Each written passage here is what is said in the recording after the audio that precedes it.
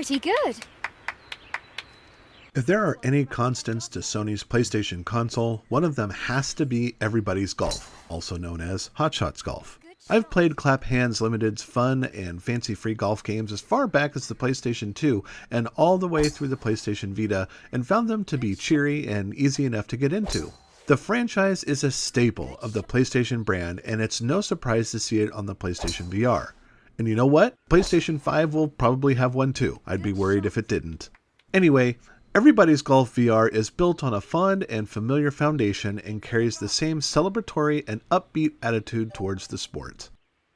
I tried real golfing once, and the experience was, well, embarrassing. It would take me 2 or 3 or even 4 tries to hit the damn ball, and my group of novices was stalked by a golf cart riding course monitor because we kept holding up other players. By the time we reached the last hole, my heart racing and shirt damp with sweat, I pledged to spare any future embarrassment and stick with video game golf. By virtue of their control mechanisms, golf video games are accessible to everyone. Hitting the ball involves coordinating button presses to control the power of the swing. More advanced games get trickier by shifting control over to the analog sticks to better simulate the process of swinging a golf club. Thanks to buttons, analog sticks, and a symphony of on-screen indicators and aiming tools, maintaining consistent accuracy with drives and putts was pretty easy to achieve. It's in a bunker. These crutches go flying out the window in VR because the ball's trajectory lies primarily on your squared shoulders and slightly bent knees. The art of the golf swing in Everybody's Golf VR takes practice to master. The lack of old-school quality-of-life features may be enjoyable to those kinds of players wanting the challenge of gaining one-to-one control over their golf swing. Others, kinda like me, will wish for a button to snap their virtual clubs in half in frustration. Great work. There are 2 control options available, either with the PlayStation Move Wand or the DualShock controller. I'd strongly advise against the controller because it's really awkward to use. I tried it out on a few holes and found the idea of swinging a controller with both hands to be unwieldy and unreliable. Besides, the Move Wand is so much more fun and easier to use.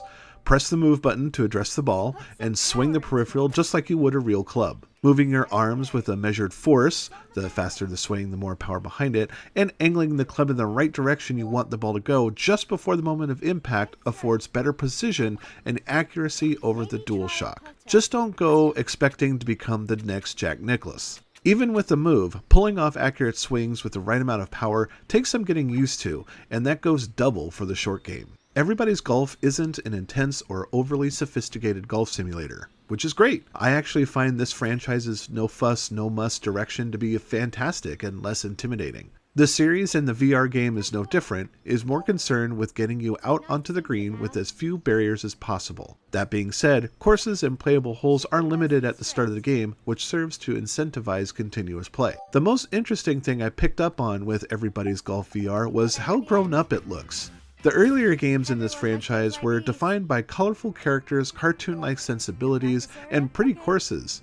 And this edition ditches cartoon mascots for realistic-looking men and women and more down-to-earth recreations of their fanciful golf courses. A hostess serves as your guide to the world of Everybody's Golf VR and is quick to offer a polite bow, smile, and friendly attitude, all of which make for a distinctly Japanese vibe. Your caddy behaves the same way, only they have more opportunities to share their personality. There are multiple caddies to choose from, and all are happy to sing your praises, offer encouragement, and give advice based on various conditions at any given time. Playing golf is a quiet experience, as I suppose it should be, but there's no music outside of the ambient outdoor soundtrack, nor are there any spectators to clap for your victories. The caddy's presence on the green, then, is comforting, reassuring, and goes a long way to make this game feel less lonely.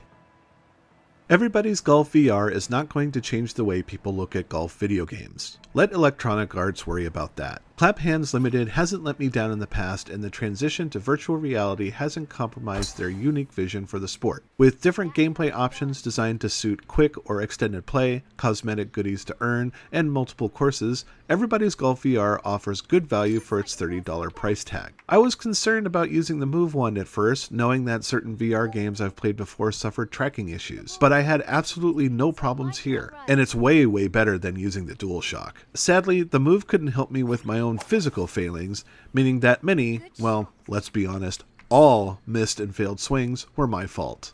Everybody's Golf VR is challenging and more physically demanding, but is just as fun and spirited as any other game in this beloved series. A putter might work here.